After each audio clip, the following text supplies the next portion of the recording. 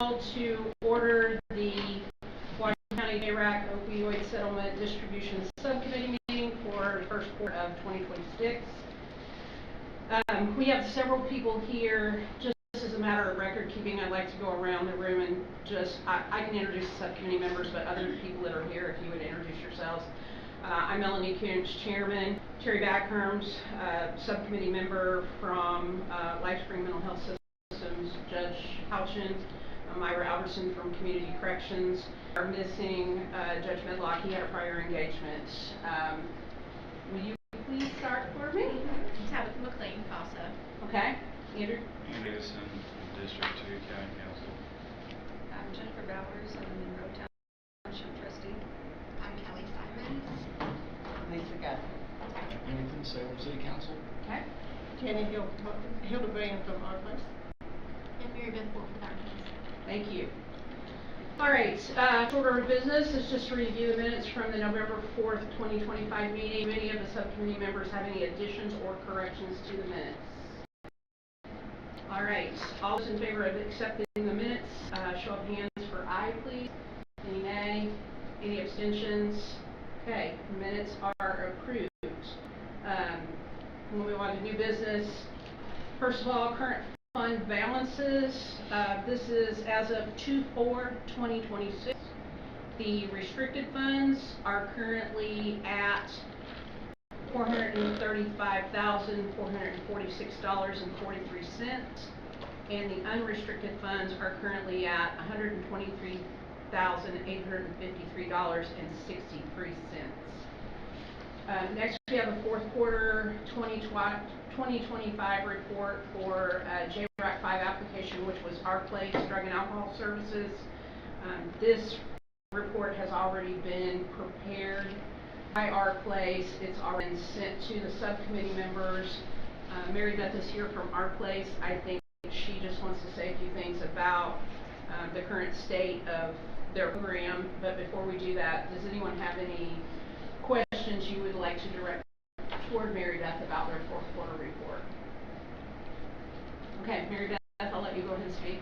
Thank you very much. I won't take up too much time. I just wanted to make sure and let you guys know that the delays we've had getting this project off the ground have been as frustrating to us, I'm sure, as it has been to you. We did not anticipate the hiring challenges that we've had. And this is in the report for those of you that have not seen the report. We've hired 3 different rounds and 3 different people posted us before they started. And as you know, that puts you 2 months back again by the time you advertise it, you get the resumes in them, you interview, and if you hire, you have to give that person professional time. So that has been an extreme challenge for us.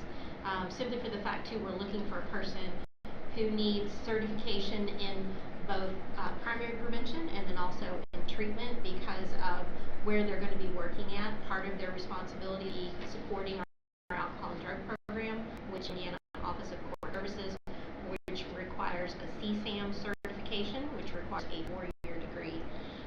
So that has been a challenge to make sure we find that person, but then also a person who can be certified as a prevention specialist to work more in the schools.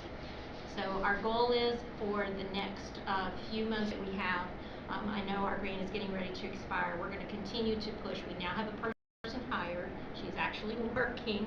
And so we're just going to push the infrastructure up with the schools. We know what we're doing with the treatment end of this, so that's not going to be that much that difficult to get kind of that baseline started. The schools will be a challenge.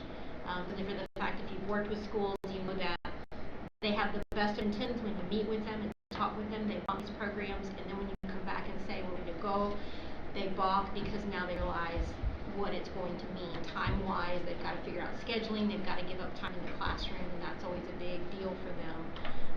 But we feel confident that we can at least get the structure put in place, and telling them though that there's no guarantee that we would get refunded, but that we'll be back when our current grant expires, and we will come back and we'll apply for additional funding.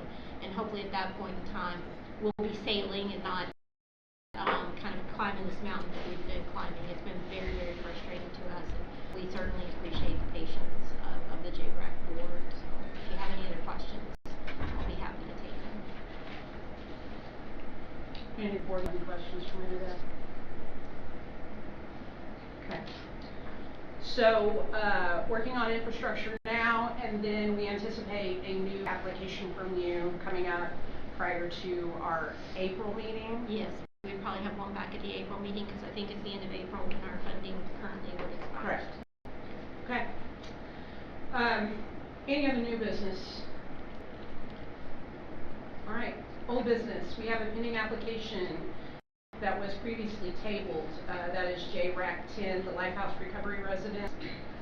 As the board members are aware, we received an email from Ms. Simons January 26th stating that they were going to request that their application be withdrawn at this point in time because of some issues with the zoning board for the property that they are intent on purchasing.